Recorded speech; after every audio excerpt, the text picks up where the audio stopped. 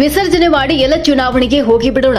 ಮುಂದೆ ಡಿಕೆ ಶಿವಕುಮಾರ್ ನೇತೃತ್ವದಲ್ಲಿ ಒಟ್ಟಿಗೆ ಕೆಲಸ ಮಾಡಿ ಮೆಜಾರಿಟಿ ತಗೊಂಡು ಬರೋಣ. ಆಗ ಅವರೇ 5 ವರ್ಷ ಸಿಎಂ ಆಗಲಿ ಎಂದು ತುಮಕೂರಿನ ಚಿಕ್ಕನಾಯಕನಹಳ್ಳಿಯಲ್ಲಿ ಮಾಜಿ ಸಚಿವ ಕೆಎನ್ ರಾಜಣ್ಣ ಹೇಳಿಕೆ ನೀಡಿದ್ದಾರೆ. ಸಿದ್ದರಾಮಯ್ಯನವರನ್ನ ಎಲೆಕ್ಟ್ ಮಾಡಿರೋದು ಸಿಎಲ್ಪಿ ಅಲ್ವಾ? ಈಗ ಸಿಎಲ್ಪಿಯಲ್ಲಿ ತೀರ್ಮಾನ ಆಗಬೇಕು. ಸಿಎಲ್ಪಿಯಲ್ಲಿ ಸಿದ್ದರಾಮಯ್ಯ ರಾಜೀನಾಮೆ ಕೊಡಲಿ ಅಂತ ಯಾರಾದ್ರೂ ಕೇಳಿದ್ದೀರಾ? ಯಾರಾದ್ರೂ ಕೇಳಿದ್ರೆ ಹೇಳಿ.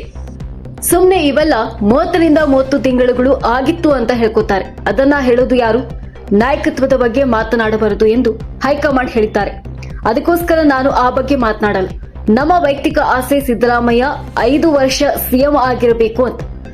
ಇನ್ನೊಂದೆರಡು ದಿನಗಳಲ್ಲಿ ಎಐಸಿಸಿ ಅವರೇ ಈ ಬಗ್ಗೆ ಕ್ಲಾರಿಫೈ ಮಾಡ್ತಾರೆ. ಕಳೆದ ಚುನಾವಣೆಯನ್ನ ಸಿದ್ದರಾಮಯ್ಯನವರ ನೇತೃತ್ವದಲ್ಲಿ ಗೆದ್ದಿದ್ದು ಡಿಕೆಶಿ ಅಧ್ಯಕ್ಷರಾಗಿರಬಹುದು.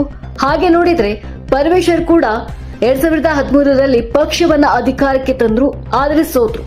ಇವರು ಕೂಲಿ ಕೇಳೋರು, ಆದ್ರೆ ಪರಮೇಶ್ವರದ್ದು ಕೂಲಿ ಬಾಕಿ ಇದಲ್ಲ. ಅವರದ್ದು ಹಳೆ ಕೂಲಿ. ಮೊದಲು ಚುಪ್ತಾ ಆಗ್ಲಿ, ಆಮೇಲೆ ಇದನ್ನ ಮಾಡೋಣ. ನಾನು ಸಿದ್ದರಾಮಯ್ಯ ಸಿಎಂ ಆಗ್ಬೇಕು ಅನ್ನೋದು ಅಭಿಪ್ರಾಯ.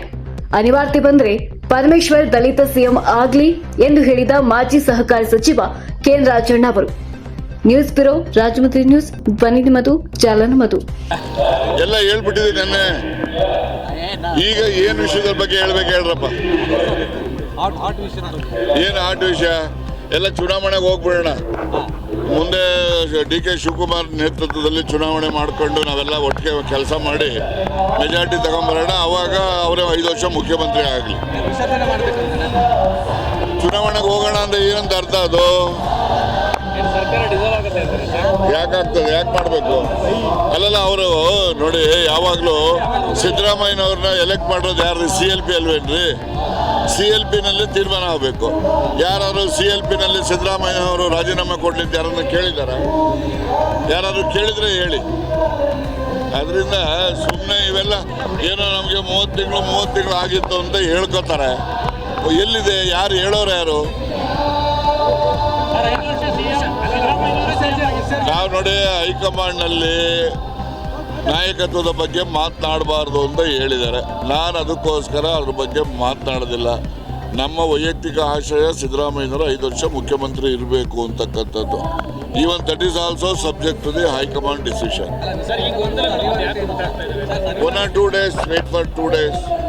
ಅವರ AICC-ಇಂದನೇ ಕ್ಲಾರಿಫೈ ಮಾಡ್ತಾರೆ. ಅಲ್ಲಲ್ಲ, ಆ ಥರ ಇದ್ದರೆ ನೋಡಿ, ಹಿಂದೆ ಚುನಾವಣೆಯಲ್ಲಿ ಗೆದ್ದದ್ದು ಹೆಂಗಪ್ಪ? ಸಿದ್ದರಾಮಯ್ಯನವ್ರ ನೇತೃತ್ವದಲ್ಲಿ ತಾನೇ ಗೆದ್ದಿದ್ದು. ಇವರು ಅಧ್ಯಕ್ಷ ಇರಬಹುದು.